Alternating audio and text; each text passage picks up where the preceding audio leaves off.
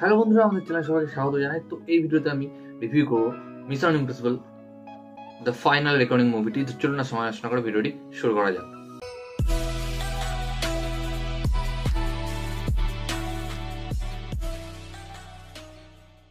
তো এই মুভিটি ওটিটিতে চলে এসছে, আমি দেখে নিয়েছি। মুভিটি দুর্দান্ত মুভি। হ্যাঁ, এই মুভিটি আপনারা জানেন যে Mission Impossible death recording part 1-এরই আরেকটা পার্ট, মানে দুটো পার্টে ভাগ করে এই গোটা সিনেমাটাকে বানানো হয়েছে। মানে এই দুটো পার্ট নিয়ে এই গোটা গল্পটা শেষ করা হয়েছে।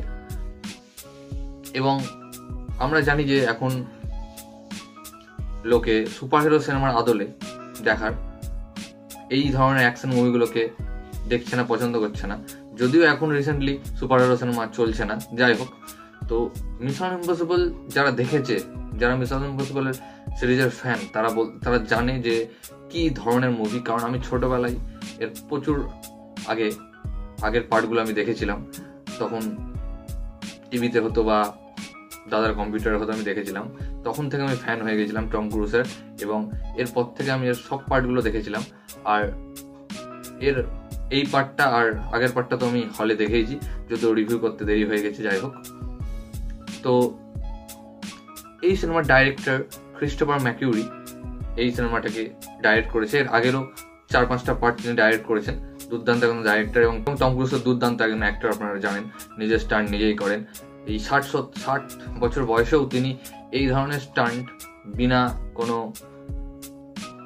মরার ঝুঁকি নিয়ে তিনি করেন।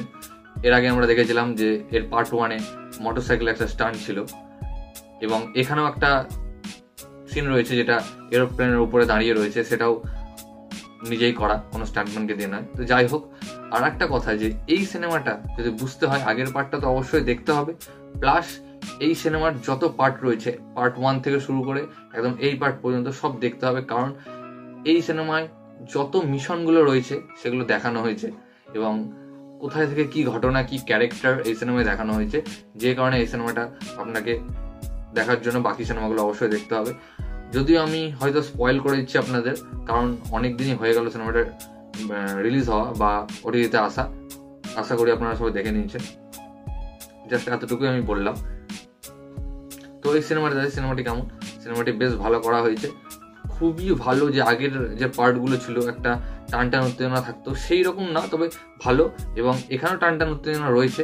এর ভিএফএক্স, সিনেমাটোগ্রাফি, ডাইরেক্টিং, স্টোরি ভালো। এবং টম ক্রুজকে তো কোনো কথাই হবে না। এখানে ঠিক আগের পার্টের মতো আমরা Tom Cruise, Hayley Atwell, Ving Rhames, Simon Pegg, Henry Czerny, Angela Bassett, Angela Bassett যাকে আপনারা চেনেন হয়তো ব্ল্যাক প্যান্থারের মা হিসাবে। যাই হোক, তো এই সিনেমাটা দুর্দান্ত একটা সিনেমা, আমাকে তো বেশ ভালো লেগেছে, আমি মজা পেয়েছি। এবং সবারই মজা আসবে। যদিও যতটা দরকার ছিল এই সিনেমাটার বক্স অফিস হওয়া, ততটা বক্স অফিস হয়তো করতে পারেনি, বাট যাই হোক, ফাইনাল রেকর্ডিং নাম দেওয়া হয়েছে। অনেকে হয়তো ভাববেন যে এই মিশন ইম্পসিবল সিরিজটা হয়তো এখানেই শেষ হয়ে গেল। তবে ডাইরেক্টর হয়তো বলছে বা প্রডিউসার হয়তো বলছে আমি এখানে শেষ করে দিলাম, বাট টম ক্রুজ বলছে যদি আমি ক্ষমতা থাকে আমার, তবে আমি এখনো এর আরো পার্ট আমি করব। যাই হোক, ফ্যানদের জন্য খুবই ভালো কথা, করলেই ভালো, আমরা দেখতে ইচ্ছুক। এবং এই মুভিটি আমাজন প্রাইমে হিন্দিতে অ্যাভেলেবল রয়েছে। তো ভিডিওটা ভালো লাগলে অবশ্যই ভিডিওকে লাইক, কমেন্ট, শেয়ার এবং চ্যানেলটিকে সাবস্ক্রাইব করুন। ধন্যবাদ।